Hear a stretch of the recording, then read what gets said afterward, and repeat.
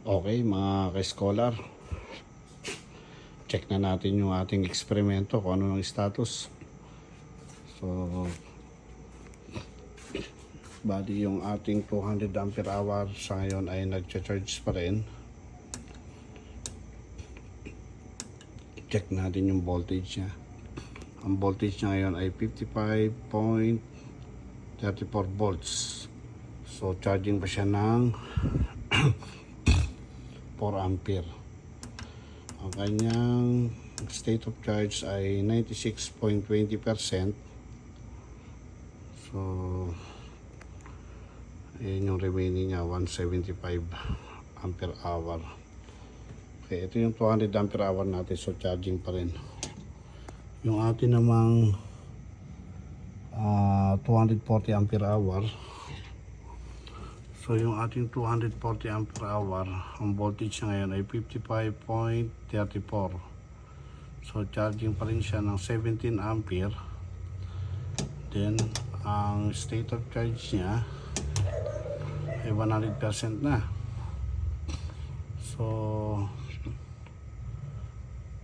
dapat di na siya nagcha-charge sa. Pero di bale, bigyan pa natin na ilang minuto. Check natin yung battery voltage niya.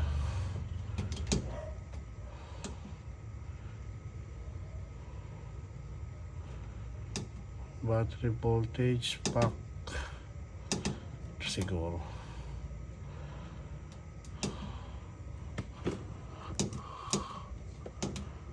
Okay. RS485. Saan ba yun? Dito tayo sa BMS. Yan.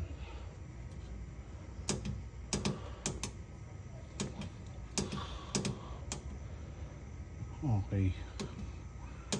Kailangan makita natin yung voltage niya. Pack set. Hindi dito Doon tayo sa pack info. Capacity, set info. Okay, ang ating battery ngayon ay medyo